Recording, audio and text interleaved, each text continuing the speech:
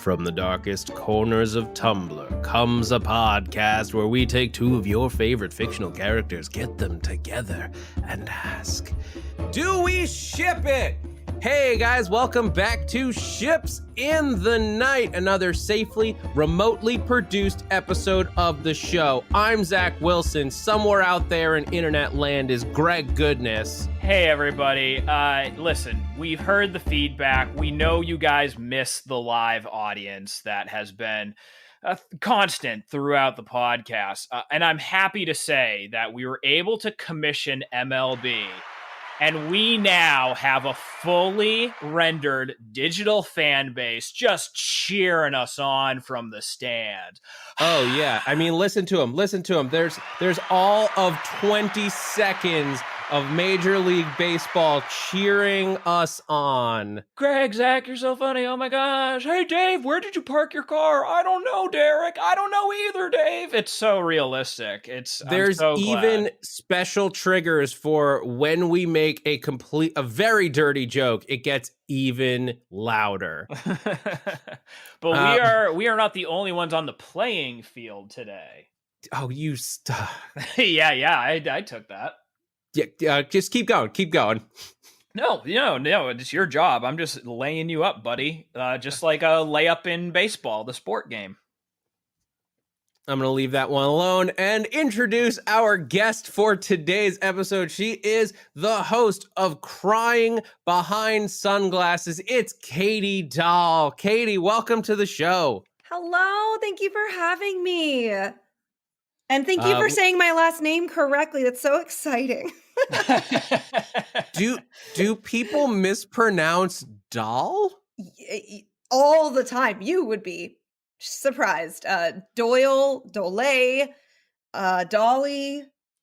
What the listeners don't know is that we actually took 10 different takes saying your last name, and we just left in the correct one. So thanks for playing along and saying we got it on the first time. Well, to be fair, you both have known me for a long time. Your listeners may or may not know this, but all three of us were on the now dearly departed sketch team Turncoat at the Pack Theater.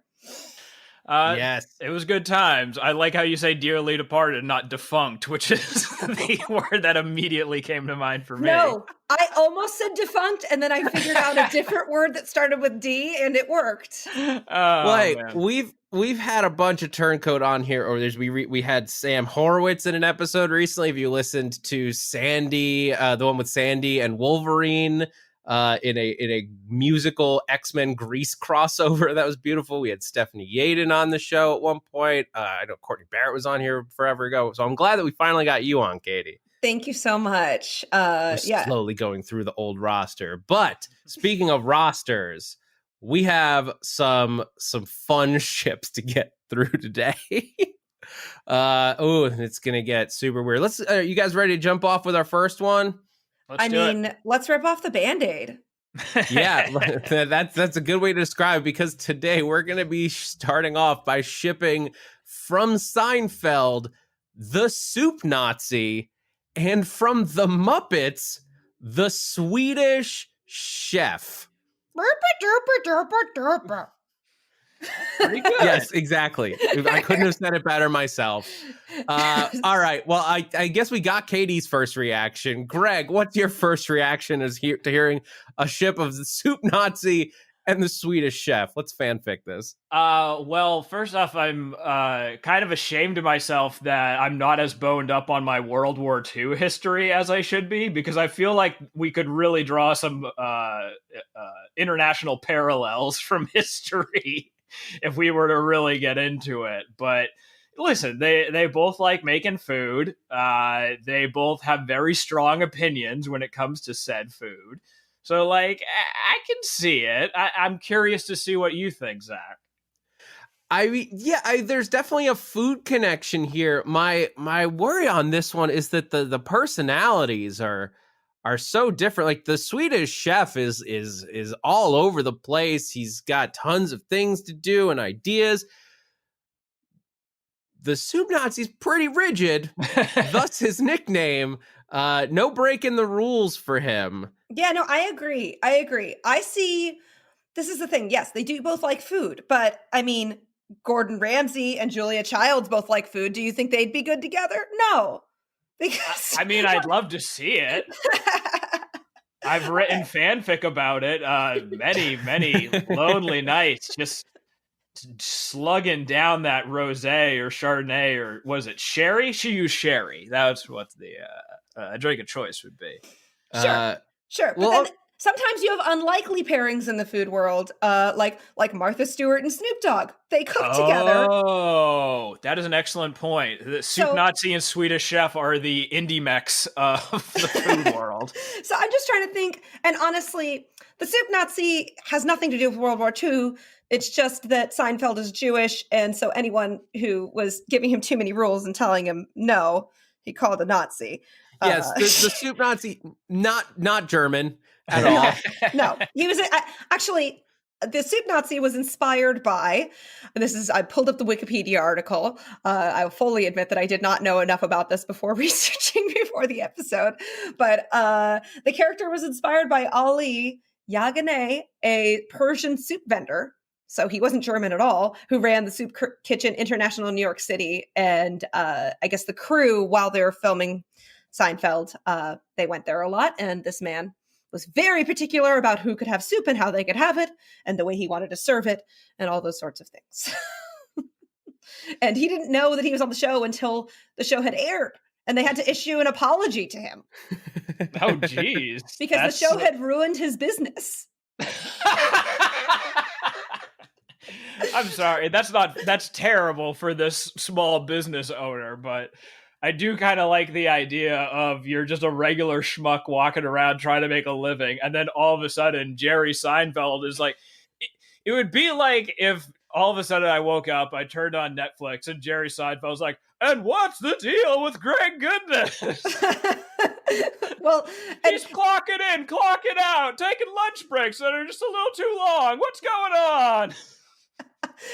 Yeah, and so I guess the no soup for you, that line was because that is what the original actual real life Soup Nazi said to Jerry Seinfeld after they tried to apologize to him. Anyway.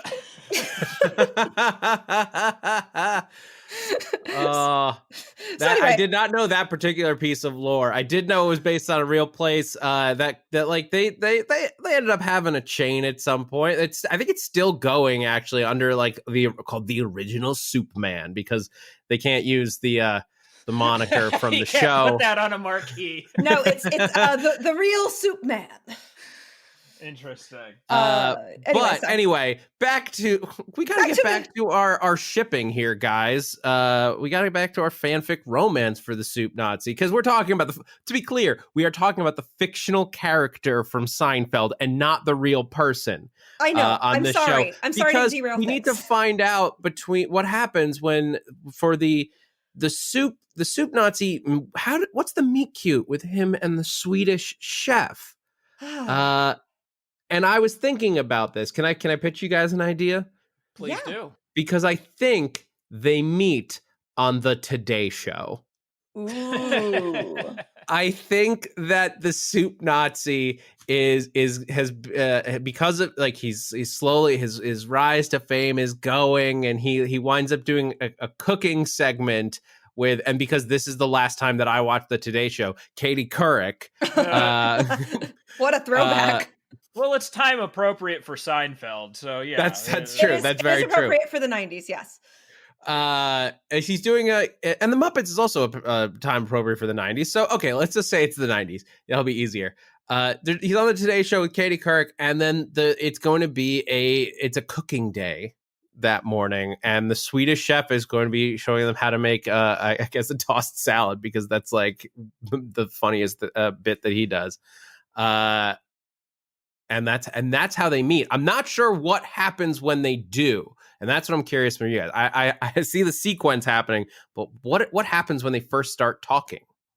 Well, I think that the Soup Nazi will be very frustrated with the fact that the Swedish chef does not form normal words and just speaks in gibberish. I think that will be a difficult communication problem for them. I can definitely see a world in which Okay, it's like a classic sitcom scenario. It's some lowly intern, Katie Couric's second cousin, who decided he wanted to be a star in New York, is now interning on the Today Show and responsible for booking. And he booked 2 chefs for the same segment. So you have poor Katie Couric dealing with this real fuck up of a second cousin once removed. Is like, all right, well, Derek, I don't know why I like Derek so much. We're gonna do the best that we can, and so you have both the Swedish chef and the soup Nazi try to compete for Katie's attention in terms of like what they're doing. Yes, and I think that they're cooking a Thanksgiving dinner. This is a special lead up, like the week before Thanksgiving. Okay, I can get on board. Just because it's not seasonally appropriate here doesn't mean it's not seasonally appropriate in the world 90s. Of Seinfeld. Yes, Greg, we're writing an episode in July to air in Thanksgiving. We've got to be you got to prep this stuff.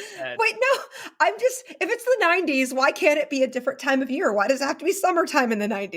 I fully agree. I am on board. Please don't let me stop you. Continue. I was just thinking, like, what's a meal that they love to cook on the Today Show? They love to show you how to cook Thanksgiving every year, even though we all know exactly what Thanksgiving dinner is supposed to be. So we're learning. So the soup Nazis, he's trying to prepare like it's like an old school recipe to cook. It's a turkey. It's like a turkey lentil soup that he's concocted over the years from one of those recipes that was in the dresser. Like, yes. This is the finest soup from the old country. Katie is like, Derek, you have fucked up so badly. Not only did you book 2 chefs, neither of them are preparing a traditional Thanksgiving dish.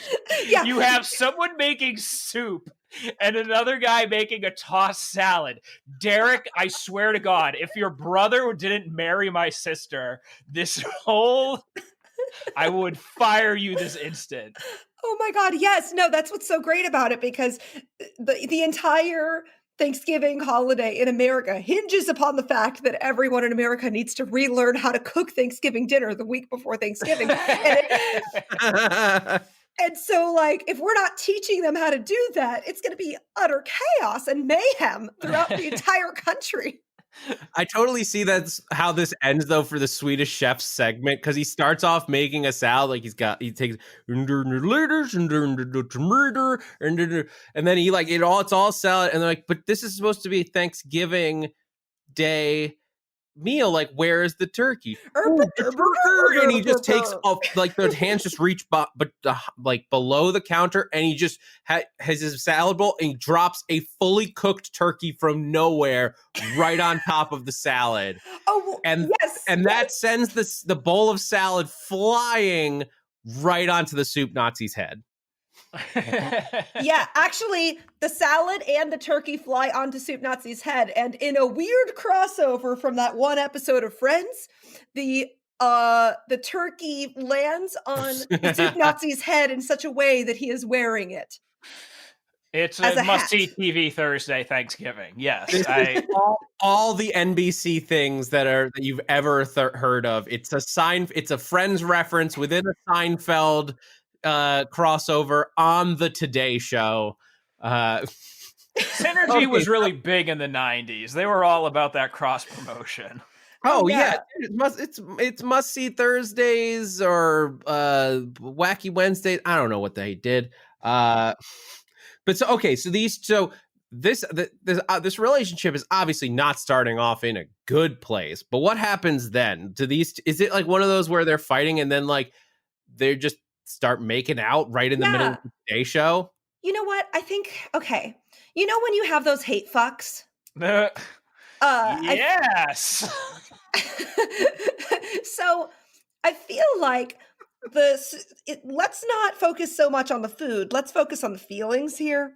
So when the Soup Nazi pulls this turkey off of his head and his entire hair and face is dripping in turkey grease, naturally naturally he's going to be upset. He's going to scream at the Swedish chef, and he's going to say something like, "No soup for you, no TV for you. You get off of this. How do you call yourself a chef?" Right? Mhm. And then the Swedish chef is going to be like, "Murder, murder, murder, murder." And they're going to kind of go at it, just back and forth, and not go at it sexually, just go at it arguing.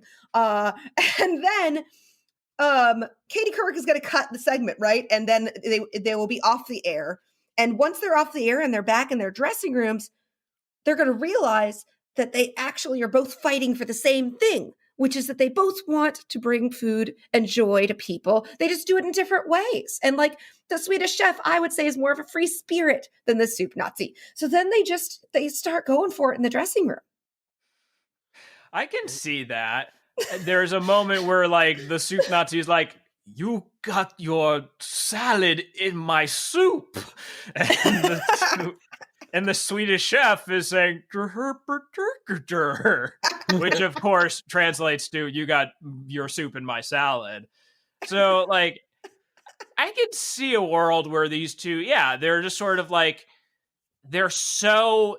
It transcends beyond a sexual curiosity into a flavor curiosity, where this soup Nazi is just covered head to toe in salad mix-ins and turkey grease-ins and all of the various accoutrements from their segment. Like, I would imagine that the Swedish chef, as a professional, is curious what the soup Nazi's taste profile is like. So he's going to run that felt tongue just all up and down that hairy arm. No face mask, no netting, no apron, no gloves, just like getting raw and in there. And I think that's going to awaken something in the soup Nazi. I mean, I see it. I mean, look, the Swedish chef is used to creatures that are very hairy, so he's definitely into the Persian soup man. Yeah, this is the least hairy person he's ever seen.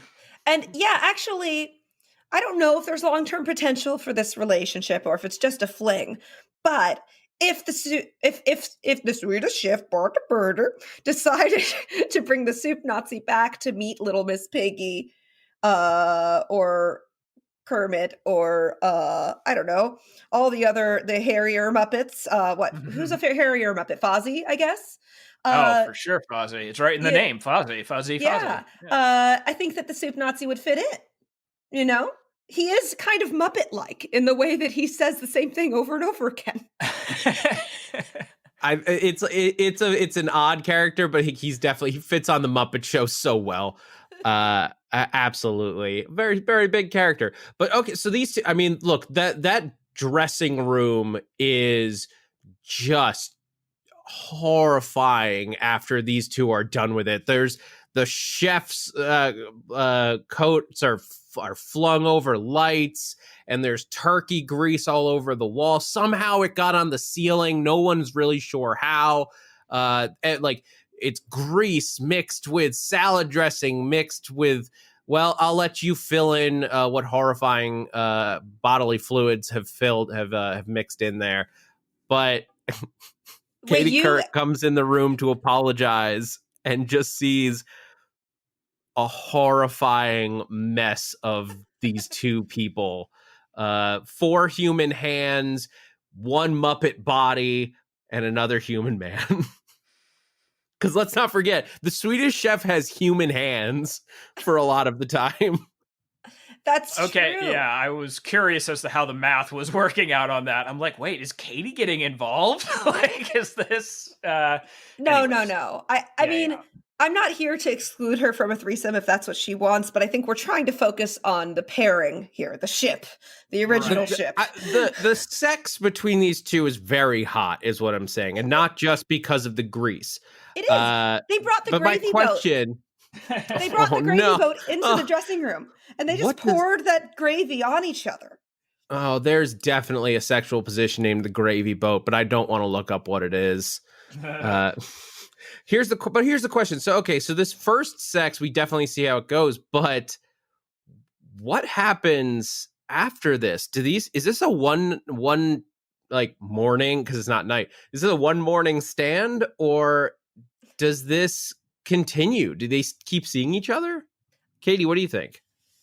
You know, my first instinct was that this would be a one and done affair, but I feel like they discover this one time and then they keep a secret affair happening for like years that no one actually knows about. Like both of them have wives or husbands or whatever, and then they sneak off into the night to cook weird recipes and then cover each other in grease and go at it. There's a secret recipe book that looks like it's for soups, but it's really for sex soup. It's the Karma Supra, Zach. Yeah. God damn it, Greg. That's beautiful. But yeah, that's how I see the relationship going. I see them as like a Supra. Karma Supra. But yeah, I see it as like it's a forbidden culinary tryst. That's really sexy. That's really hot. I do see he comes to the restaurant. He stands in line, and he's like, "No soup for you," and he points him out, but he points him to a back room instead, and the Swedish chef just disappears, and then all of a sudden the soup like, "I go on break," and all of a sudden he's gone for like 2 hours. I like that. Yeah, the soup guy starts holding very erratic business hours because of the Swedish chef. And the Swedish chef, yeah, his spot on the Muppet Show opening, just like throughout the year. He's there sometimes, he's not other times. Like 50% of the time, his hat is just extremely askew. Like he just threw it on last minute. Right. And also when you go to get soup from the soup Nazi now, occasionally there will be a piece of lettuce in your soup and you're like, why is this in here? And he's like, oh, I'm so sorry. Is this felt? Like, why is this in here?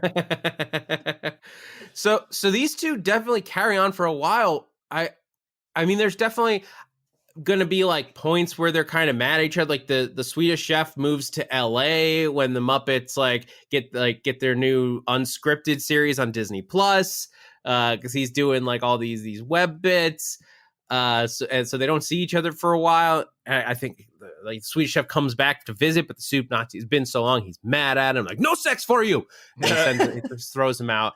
But they make up. I mean, do these two just like keep having these random hookups for the rest of their lives? Yeah, so it's kind of like they have this weird agreement where they're like, listen, we're never going to be exclusive. We're never going to be a public couple. So you do what you want to do. But if we're in the same city and the same kitchen at the same time, it's on. I think that's kind of sweet in its own right. You know, like everyone deserves a little secret, and this is their thing. And like the Swedish chef has to be so presentable for the Muppets. Like I want him to have a little bit of fun on the side. So good on him. I mean, I just see this beautiful moment when they've like, it's been going on for like a year or two, and they're like, does this work? I think that this works. And the Swedish chef just looks up at him. It's like, and then you put the curtain in the boot. So if you try to listen to him, he does actually say words. They're just really stretched out. It's not all nonsense. If you wait, you can decipher it, and then you listen. And putting in the cocking in my boot hole. Jesus. Totally. I remember I was watching. I leave it to the audience to decipher that. This morning, I was rewatching some old Swedish chef stuff to remember if he actually ever said words. And he does. I remember I watched him make a shrimp and lobster soup, and he was like, "Shrimp, lobster." So it's there. Well, I think we cracked this one. The Swedish chef and the soup Nazi, they do. But like, I gotta ask you guys, do you ship it? Let's start with Katie. What do you think? Do you ship it? It's so amazing. At first, I really didn't. I was afraid that this would be an abusive relationship. But I can see now that this is, it's a weird, and I love it. I ship it. I had my doubts as well, but mostly just because the Swedish chef is so wholesome, and I think that he deserves a little bit of flirty fun on the side. Like, Kermit and Miss Piggy have that game on lockdown. I think it's really unfair that the rest of the Muppets don't get to have their own weird psychosexual dynamic. Hey, how dare you? Gonzo and Camilla have been in a loving relationship for years. Although we have to keep that chicken away from these guys because they're gonna try to make some weird stews. Yeah, point being, yeah, I ship it. I want it to happen. Oh yeah, I ship it. We're all in agreement here. It's weird. It's unexpected. It's very unique, but it's beautiful. All right, we're gonna go take a quick soup break, and then we will be right back with our second couple of the day.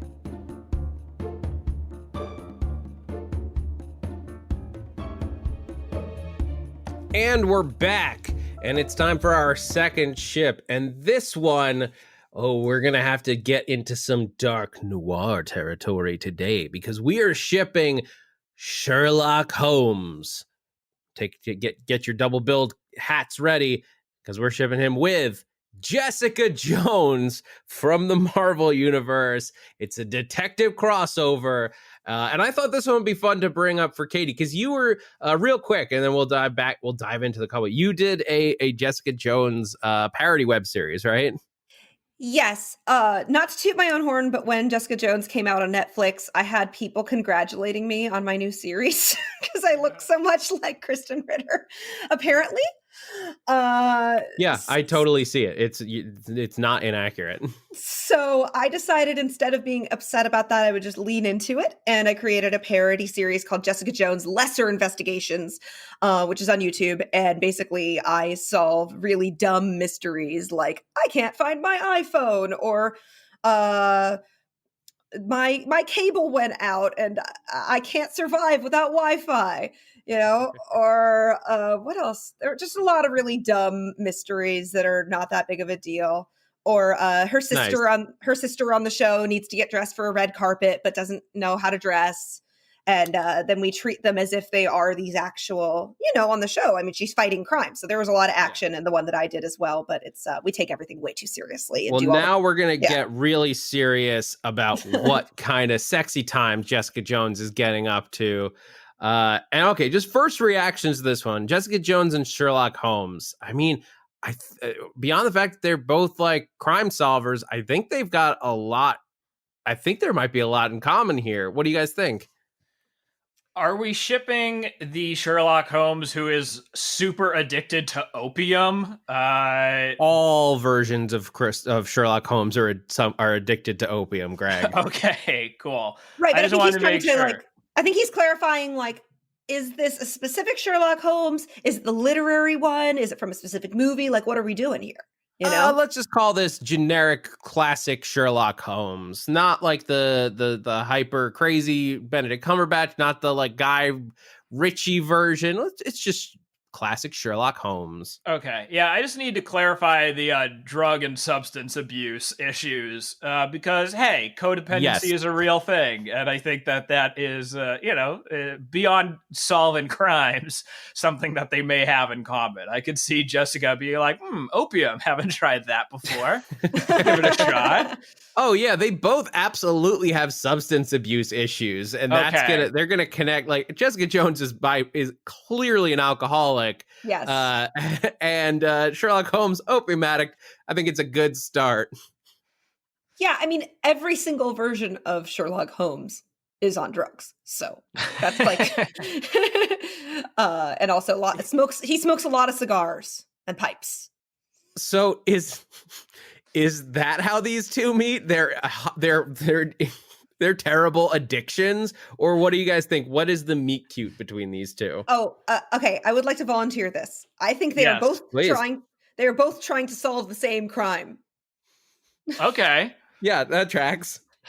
So I'm not sure what universe, because I guess Jessica Jones is more of a modern character, and Sherlock Holmes, I think of him as being in a different century entirely. So look, the Marvel Universe could be a modern version of Sherlock Holmes, or the Marvel Universe has so many different mechanisms for time travel. That's true. That's true. Okay, so it's a special time travel episode of Jessica Jones. Somehow she gets sent back in time to solve a horrific murder of a damsel in distress in what, the 1800s? The classic time travel shenanigans with Sherlock Holmes era would be Jack the Ripper. Okay. It's a case so big that even Sherlock Holmes can't solve it himself. He needs help, and so I don't know. Let's say Cyclops opens up a wormhole and sends back Jessica Jones. You're hating on me because that was the first character I could think of. No, I was literally going to be like, God damn it, Scott Summers, you're such a dick. I don't know how he controls time, but he does. So I by like accident. That. He didn't do it on purpose. Scott didn't do it on purpose. He just fucked up. So yeah, Jessica Jones is spiraling back through a wormhole, ends up in jolly old London town, and sees Sherlock Holmes just loading up his pipe with opium, sparking up and being like, yes, indubitably, Watson. Oh, this is good shit. Just tripping balls as soon as she lands. Like, oh, wow, Sherlock Holmes. This guy knows how to party. Yeah, and like, 'cause she is at best, like, she's not the kind of person who's just going to hop into bed with someone. She's tough, and she's there to do her job. But if there's someone who has drugs, she will do those drugs and drink with them. And that's going to be like a great bonding experience for them. I don't know. I don't see Jessica Jones as like somebody who's going to be like super into the drug. She's like, that's not my speed. You got any whiskey? And she doesn't mind him doing it, but she's just getting wasted with him. Raw, unfiltered whiskey from the 1800s. Just like a bunch of cholera in there. Go for it. I also get it's just the harshest, nastiest booze, but it's getting her drunk. Yeah. Sorry, Katie, we cut you That's off. okay. I also get the feeling, because Jessica likes to be in charge of everything that's happening to her, she might be really upset that she just got sent through a wormhole into a different time period and be like, WTF, where am I? Why am I here? Yeah. Oh, definitely. yeah. I agree. So she's pissed off. She's like, who the fuck are you? I'm Sherlock Holmes. I'm like, no, you're fucking not. Okay, Sherlock. And she goes out and like, I think she gets attacked by Jack the Ripper. Not hurt, but she gets but he tries to hurt her, and then she's like, get the fuck away from me, and throws him across the thing. And it's when Sherlock Holmes and Watson come out and find her, like, you were attacked by Jack the Ripper and you survived. But how? And that's how they start off on the case. That makes sense. That's the meet cute, because then they're like amazed by her super strength. Yeah, she's the first person to survive an attack. And so Sherlock Holmes sees her as the way to finally crack this unsolvable case.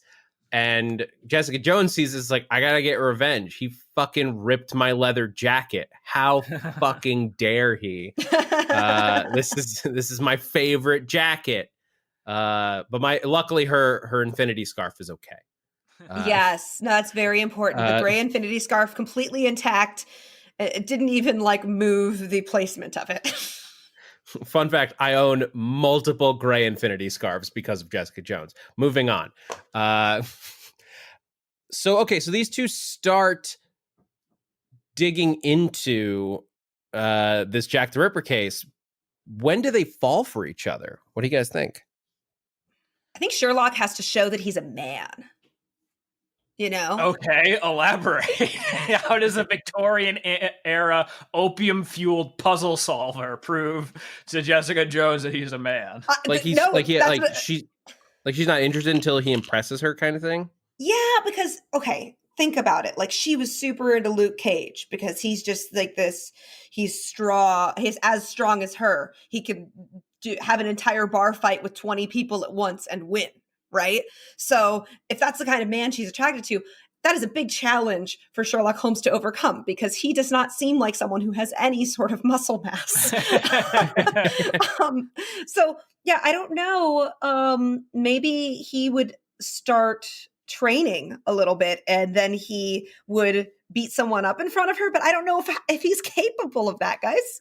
Well, see, I think the thing about Sherlock Holmes that's impressive is like he's not in a bar fight, and I think like Jessica probably will be attracted to him when he shows off like how smart he is and how well he can handle himself. So like I think he does like cause a bar brawl, but like this is sort of the like what inspired the Robert Downey Jr. and Benedict Cumberbatch versions. He doesn't need to get into a fisticuffs battle. He just basically like he's smart enough that he just sees all the angles, dodges around these people, and lets them hurt themselves. And like basically just like defeats them without doing anything. Like he doesn't have to throw a punch because he just like knows he knows what buttons to push. And she's like, you didn't even have to lift a finger, because she's already strong. She doesn't need a strong guy, but she will be attracted to a smart guy. Yeah, but she was attracted to Luke Cage's mind, Greg. The muscles were a bonus. No. No. Listen. I mean, sorry, yeah? No, go ahead. It's both. It's both. I think that they are attracted to each other because they both have the crazy super strength, and it's kind of a curse and a blessing. But he is a gorgeous, beautiful hunk of a man, and that is not just a bonus. That is the main event. Yeah, man. I am super on board with this. Mostly because I want to see Sherlock Holmes trying to lift giant triangular weights in a weird like onesie Speedo / I don't even know what those things are called. Like the one bodysuit pieces that they used to wear. So what you're suggesting is like they maybe like at one point he takes his shirt off, like they're going to hook up, and she just looks at him and goes, no. Yeah, exactly. Yeah. Like the first time they try to hook up, like she's into his mind, like you said. Maybe she sees him do this crazy mind trick bar brawl where he never has to lift a finger, and she is weirdly turned on and impressed by that. Then they go back and try to have sex, and when he takes his shirt off, he's just pasty and blubbery and kind of just like, she's not into it. Not to body shame Sherlock Holmes, I'm sure he's, but so then he has to go on a Rocky style journey. Yeah, are you fucking kidding me? This rips, dude. Sherlock Holmes is like, I say, Watson, I must get jacked. And then it's just like a Victorian era, montage, where it's Eye of the Tiger, but all played on like bassoons and clarinets by like a powdered wig orchestra. Where it's like, da, da, da, da. Da, da, da, da, da, da. And it's Sherlock Holmes with Watson on a giant like a bicycle that has one wheel that is at least 10 times bigger than the back wheel. Oh my god, they're like, both in those striped one like yes, the onesies, suits. Exactly. Oh yeah, the swimming costumes. He's using that fan belt thing that they used in the 1920s that like just shakes your entire body. Oh fuck yes, 1800s Victorian era montage sequence. Is how they get jacked. It's Sherlock Holmes just lifting a bar with a dozen orphans dangling off of the end of it. And meanwhile, while all of this is happening, Jessica is still having to keep Jack the Ripper in check. Yeah, she's solving the herself. Fucking case. Like, all right, I guess I really could have used your help on this, Sherlock, but if you're going to be busy getting yoked, then I guess I have to do this all myself. And it's very empowering because, like, in the 1800s, they're like, oh, a woman couldn't possibly solve this case. She's like, fuck you. I'm going to go ahead and bend the gender norms of this time period. Right. And so then she's all over the newspapers for having solved this crime. Okay. And Sherlock Holmes not reading any of the newspapers these days, just exclusively subscribed to Triangular Weights Monthly. Exactly. But then he is at the triangular weight gym and hears of what is going on and is so excited, and he rushes over to congratulate her, and she sees that he is a changed man. Yeah, she sees those sick gains. Yeah. And so finally, he not only has the mastermind of one of the world's best detectives, but he's also yoked. Swole Sherlock Holmes. Yeah. I can see this where, like, okay, this is how it finally all comes together, right? Is like Jessica is in a drunken stupor. She has like pictures and articles and little bits of string all over her office walls, right? Yep. Is trying to put like the very final piece of the puzzle together. And then who should walk in the room? Just barely squeezing through the door frame because his fucking triceps are just off the hook. But Sherlock Holmes, he's like, oh, well, I believe if you look at the attack patterns, let me just put this string over here. And he's like flexing while he is moving the strings around. And then, yeah, they finally fucking solve it together.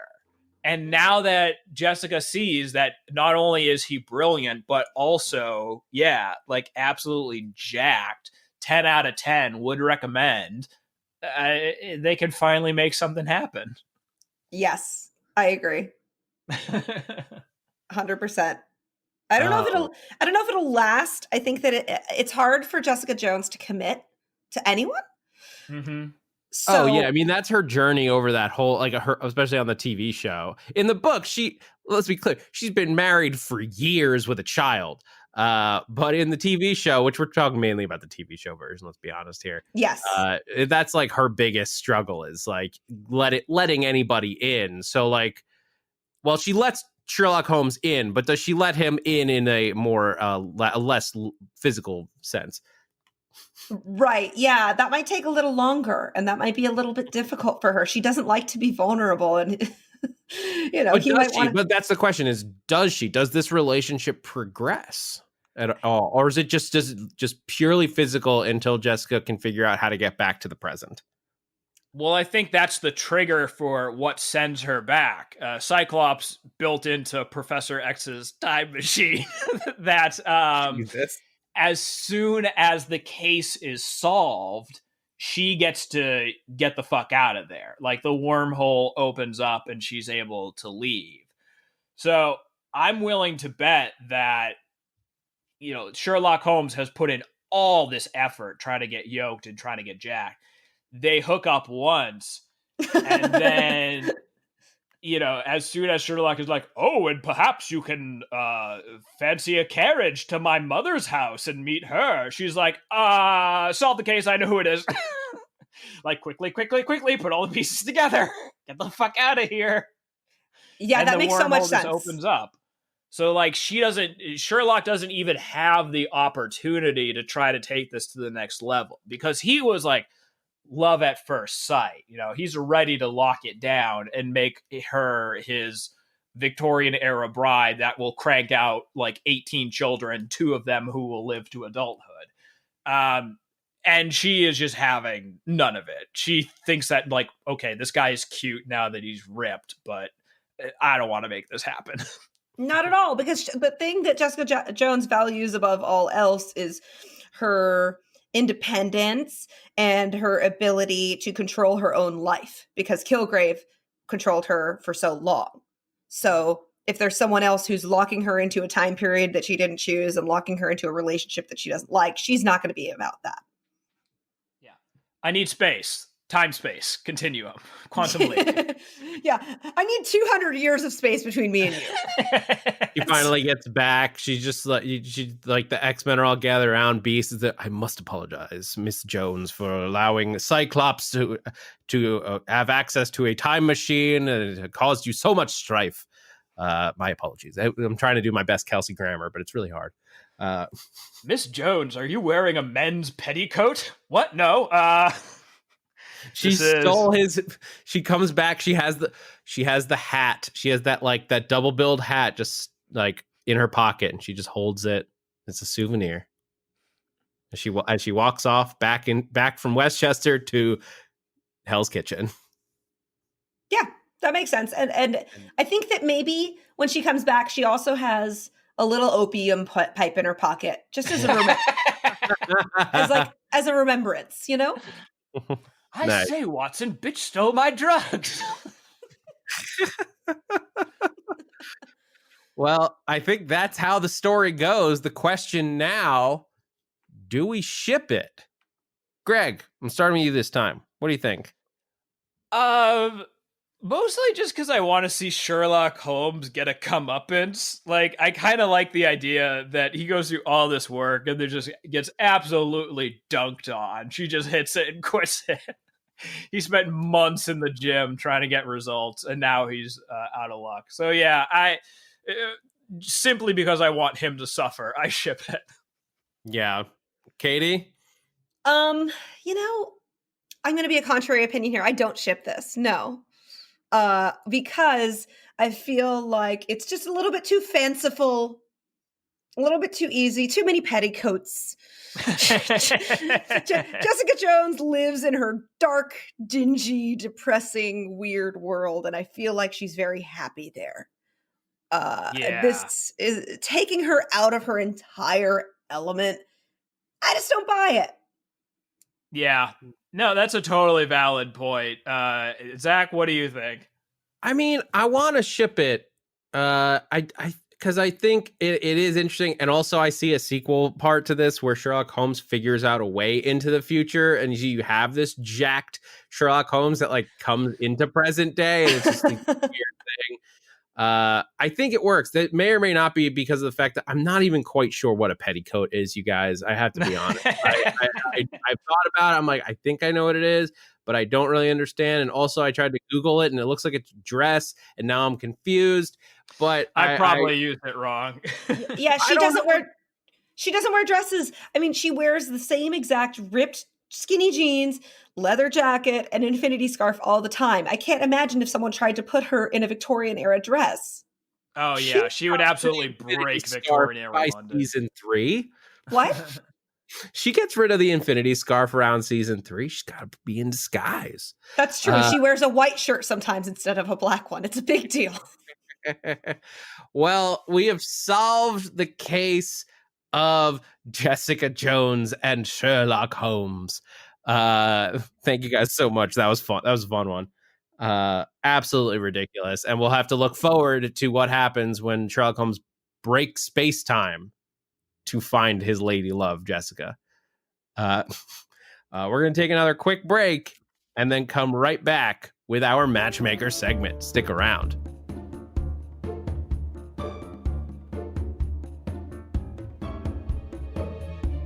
And we're back, and it's time for the matchmaker segment. Before we dive into it, just a quick reminder, guys, if you're enjoying the show, make sure that you're rating, subscribing, sharing it wherever you can. Get more people listening to this. Make sure to spread the weirdness that is Ships of the Night, and we appreciate every single one of you who is listening.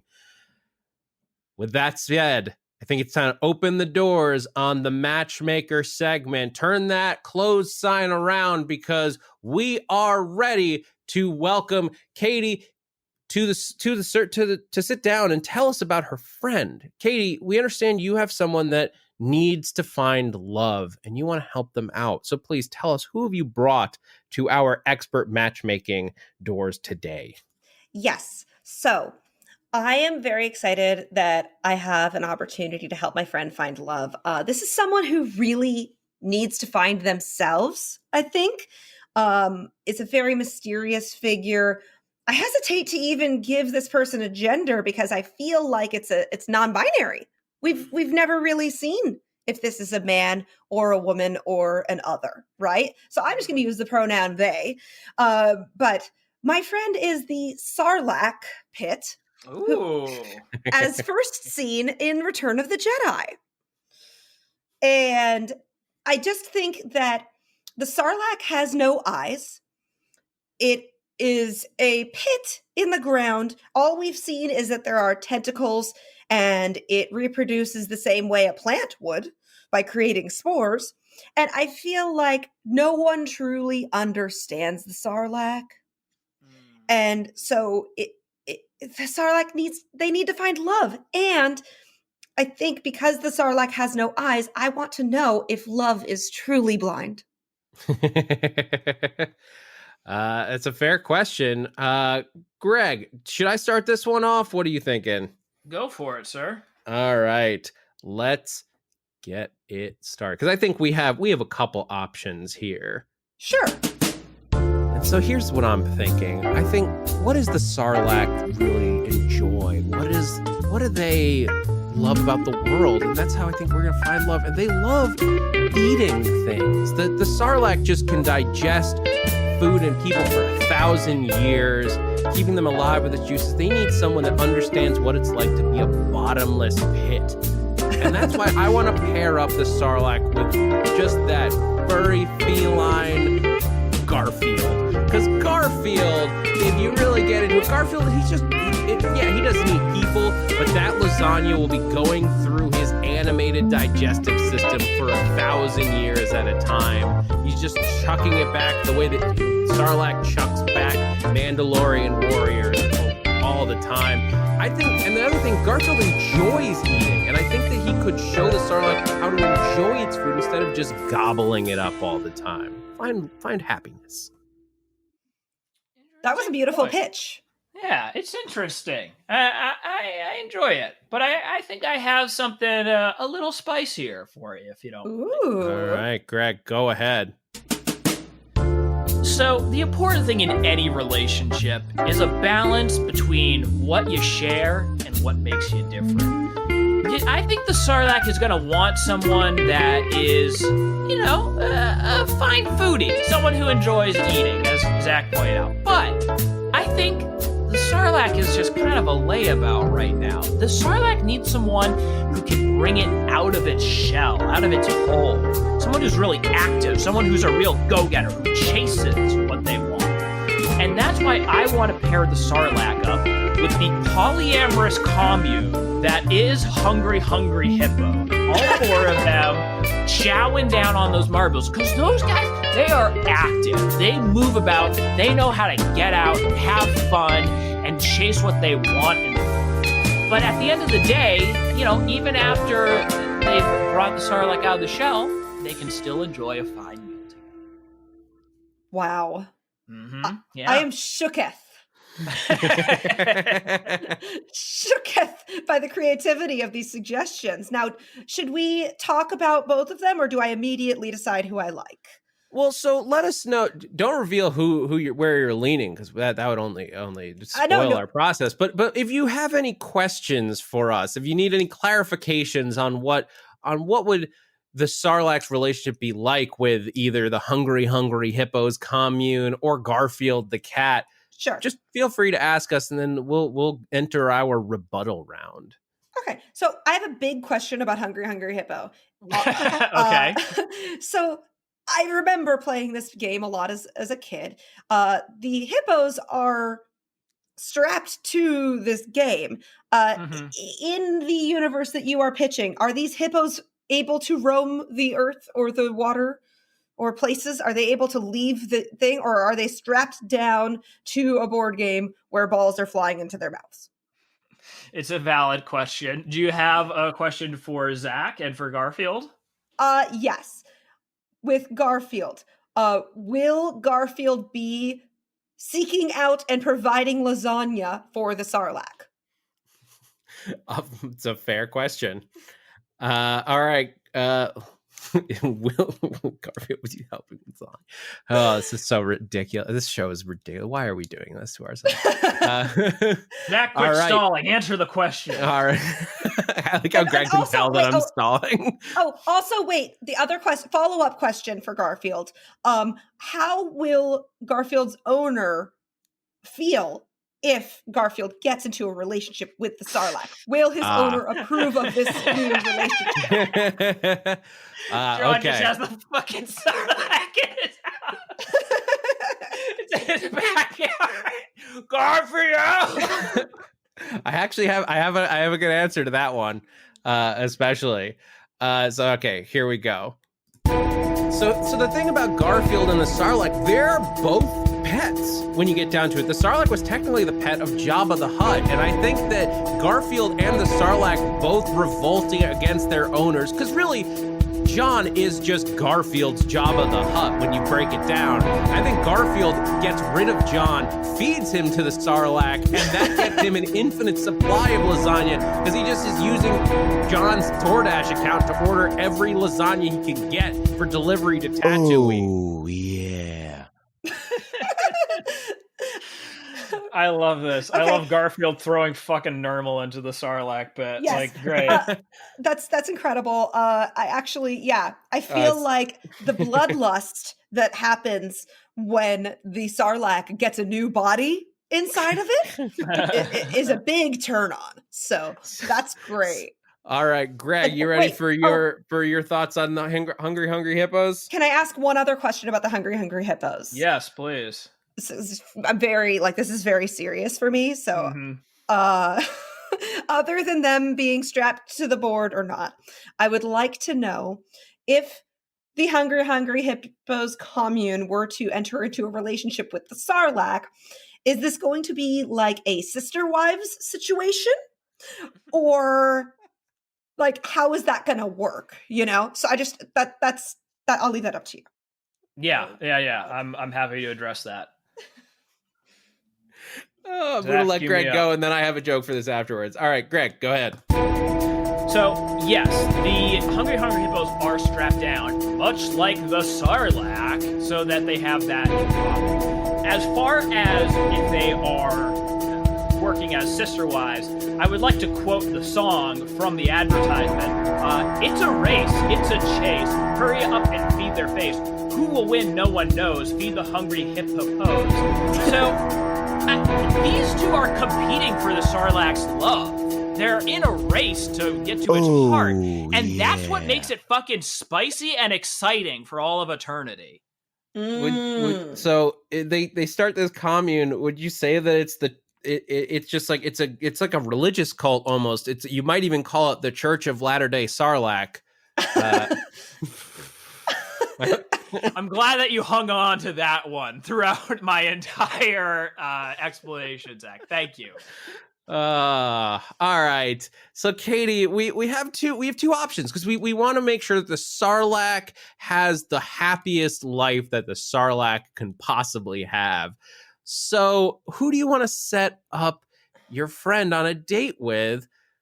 The hippos from Hungry Hippos or Garfield the cat? You know, it's so funny because when I first heard the two pitches, I thought I was going one way. And now I'm not so sure because the thing is, like, Garfield can roam freely in the world, but is he truly a bottomless pit? No, he's a cat, right? Debatable. Okay. And the Hungry Hippos do not have the freedom to roam around the world, but there are 4 of them. Okay. That's a bonus. And they are truly bottomless pits. They aren't actually hippos, right? Yeah, they have a receptacle for the marbles, but beyond that, they are right. So, I have to say, am I allowed to choose? Yes, that's okay. Okay. You might say you're required to choose. Okay. So I think that the Hungry Hippos are the winner here because I love a cult. I love a weird polyamorous relationship. I love the idea of the Sarlacc becoming like in Wild Wild Country. He's going to be the Baba John. Who's the leader of Wild Wild Country? I don't remember. But the Hungry Hippos are going to be the Sheila to his cult leader. Okay. And the fun part about the Hungry Hippos is that if the Sarlacc gets really hungry, he can eat one of them, and there are still 3 left. That's like the game show elimination component of all that. It's like after a week, instead of getting a rose, you just get consumed. Right. And yeah, I'm sorry I didn't pick Garfield, but it's just, I think that weird creatures can only understand other weird creatures. I stand by the fact that Garfield is a bottomless pit, but I understand the difference. And I wish somebody who had artistic skills could fan art this for us, because I'm picturing in my head the Sarlacc pit, but then it's it's like the board game Hungry Hungry Hippos, but the middle is the Sarlacc pit. So yes. it's so yes, and one of the hippos is like, no, kind of like in the middle of getting eaten. Well, it becomes the thing where you throw everything into this pit, and then the 5 of these creatures are just gobbling it up. It's even more horrifying than just being thrown into the Sarlacc pit, because now there's like creatures around the edge as well. There's no escape. There's no climbing out of it in this version. Yeah. There's no Han like clawing his way out. The hippos just chomp down on him in that moment. Yeah, Luke Skywalker and Han Solo and Chewbacca all would be dead. And then the Empire wins too. It's a victory for everybody. All right, Katy, thank you so much for joining us on Ships in the Night. And as we said at the beginning, you have a podcast of your own, Crying Behind Sunglasses. Tell the listeners about it. Tell them what they can expect if they tune in. Sure. Thank you so much for having me. This was a blast and so weird. I love it. So Crime Behind Sunglasses is a mental health podcast for cool people. It's basically just like, you've got issues, I've got issues. We're going to talk about them. We're going to find a way to laugh about it. And I think especially during isolation, I don't know about you, but we're all feeling very depressed and very weird. And it's nice to just get rid of the stigma and be able to talk about those things, and also make weird memes about them. So that's what people can expect, I guess. Taking care of mental health at this point in our lives is really important. So it's finding those resources, and just if take a listen when you get a chance. Yeah. Thank you. I appreciate it. And also it's just like, I've listened to a lot of other mental health podcasts, no offense to them, but they take it so seriously and you feel sad after you listen. And I want to just always make people feel happy and make them laugh, and have a lot of great comedians on the show. So it's definitely worth checking out. And this podcast, though, I mean, this is ridiculous. I'm obsessed. We more create mental health issues, or rather exploit them on this show. Yes.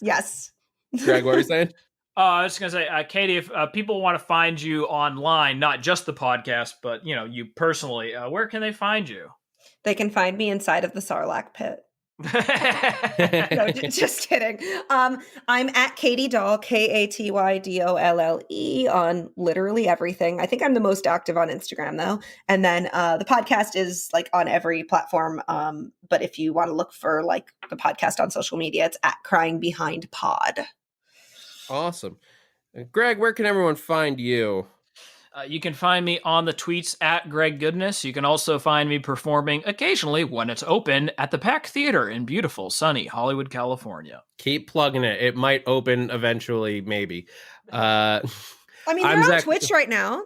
You can find the Pack Theater as if you've been listening to the show, because we did a few episodes on the Pack Theater's Twitch, and they are doing content 7 days a week. Go support them, because it's the only way that our little black box theater is going to stay open through all of this. But you can find me on Twitter at that Zach Wilson. You can find the podcast itself on Twitter and Instagram at Shipping Pod. Be sure to send us your ship ideas, what you think we need to investigate, what crossover pairings are running around your brain that you feel like you need to get out into the universe. Just tweet them at us, send it to us. You can even email them to us at our not confusing email address, shipsinthenightemAil@gmail.com. Until next time, guys, this has been Ships in the Night, casting off.